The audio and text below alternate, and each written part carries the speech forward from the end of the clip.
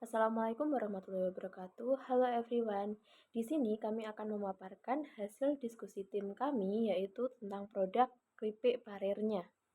Di sini anggota kami terdiri dari saya, Miftahul Nur Aisyah sebagai penanggung jawab, Anissa Dia sebagai bendahara, Dona Ariyanti sebagai sekretaris, dan Raida Tripinggala sebagai kreatif dan pemasaran. Latar belakang dari produk kami yaitu membuat makanan ringan yang dapat dinikmati semua orang dengan menggunakan bahan alami dan aman dikonsumsi seperti pare. Pare memiliki banyak manfaat yang baik untuk kesehatan. Namun, tidak setiap orang menyukai rasa pahitnya. Oleh karena itu, pare disajikan dalam bentuk keripik aneka rasa yang dapat dinikmati tanpa rasa pahit. Perumusan masalah dari produk kami yaitu satu, bagaimana cara untuk membuka usaha keripik pare yang baik dan benar serta tidak merugi. Dua, bagaimana cara mengantisipasi persaingan usaha bisnis yang semakin ketat untuk saat ini. Tiga, bagaimana caranya agar kita bisa meraih kesuksesan dalam berbisnis di bidang konsumsi terutama keripik pare. Selanjutnya adalah visi dan misi dari produk kami, yaitu misi memberikan hasil produk kualitas keripik pare yang terbaik dan memberikan pelayanan yang terbaik kepada konsumen. Visi kami yaitu menciptakan sebuah usaha dan suatu produk inovasi yang unggul dengan kualitas terbaik serta aman dikonsumsi dan mendirikan usaha mandiri. Tujuan dari pembuatan produk ini yaitu satu, menambah pengalaman dan ilmu pengetahuan kewirausahaan dalam melakukan kegiatan usaha. Dua, mewujudkan kemampuan dan kemantapan dalam berwirausaha untuk meningkatkan kemajuan, kesehatan, dan kesejahteraan masyarakat.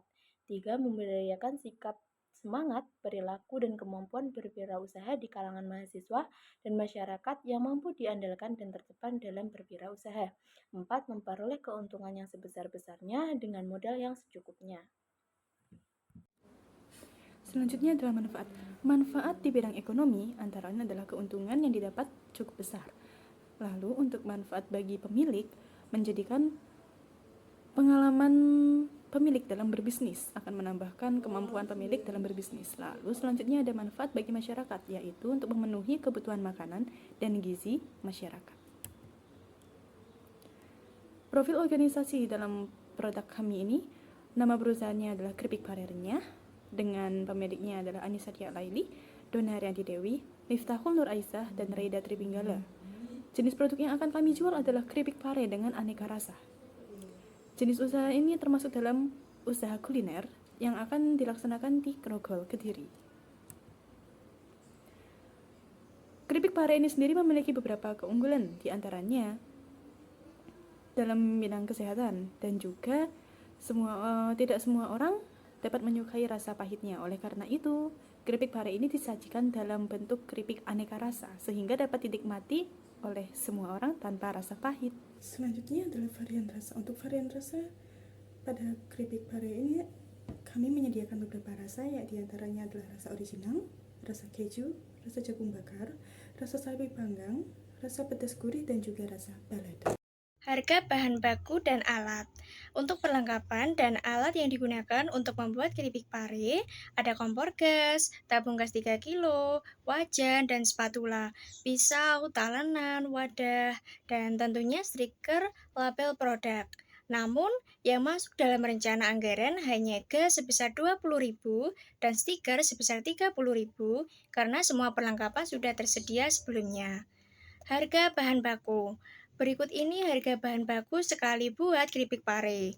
Ada pare, tepung terigu, tepung tapioka, tepung beras, bawang putih, telur 1 kilo, margarin, kaldu ayam, garam, garam kasar, merica, kemiri, ketumbar, daun jeruk, dan tentunya aneka varian rasa seperti pedas, balado, barbeque, sapi panggang, jagung bakar, dan keju. Ada plastik kemasan, plastik resek, dan minyak goreng. Total harga bahan baku sebesar 25.000. Jika ditambahkan dengan perlengkapan, maka modal yang diperlukan sebesar 325.000. Laba rugi. Jika tadi kami menggunakan 4 kg pare dan rencana dalam setiap pieces beratnya 50 gram, maka setiap pembuatan menghasilkan 80 pieces keripik pare. Asumsi penjualan per hari hanya dapat menjual 1 pieces keripik pare, maka total penjualan per bulan yaitu 1 pieces dikali 5.000 dikali 30 hari sama dengan 150.000. Bulan pertama, jika kami berhasil menjual 30 pieces, maka mendapat 150.000 dengan biaya produksi sebesar 325.000. Kerugian yang kami dapat sebesar 175.000 dari hasil biaya dikurangi penjualan per bulan. Bulan kedua, kami tidak menuliskan biaya produksi karena hanya akan menjual stok yang masih ada, sejumlah 30 pieces. Kerugian bulan kedua sebesar 25.000 didapat dari kerugian bulan pertama dikurangi penjualan bulan ini.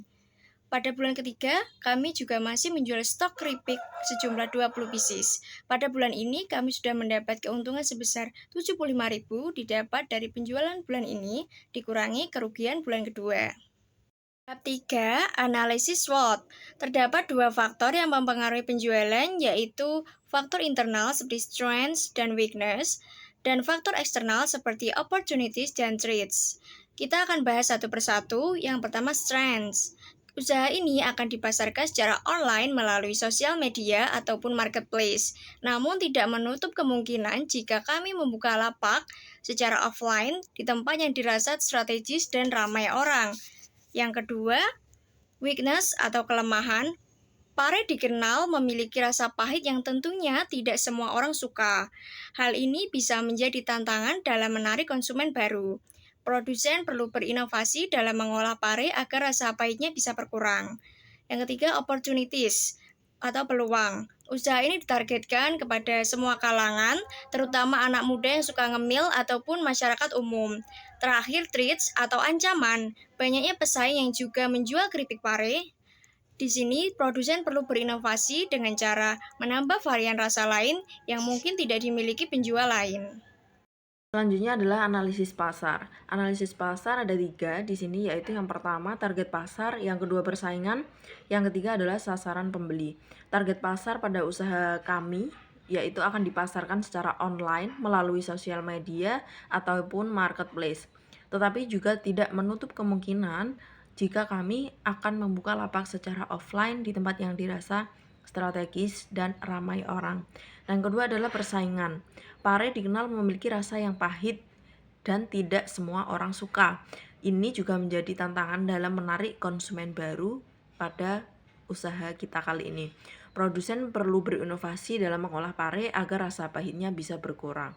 Yang ketiga adalah sasaran pembeli. Usaha ini ditargetkan pada semua kalangan, baik anak muda yang suka ngemil seperti siswa sekolah dan mahasiswa maupun masyarakat umum. Nah, yang kedua adalah strategi pemasaran. Strategi pemasaran yang pertama ada dari mulut ke mulut, kemudian dengan menggunakan media internet, pengembangan pasar, pengembangan produk, dan langkah-langkah promosi. Nah, untuk yang pertama ini dari mulut ke mulut, anggota kelompok bisa bercerita kepada teman-teman, kemudian bisa bercerita kepada keluarga terkait produk yang akan dipromosikan tersebut.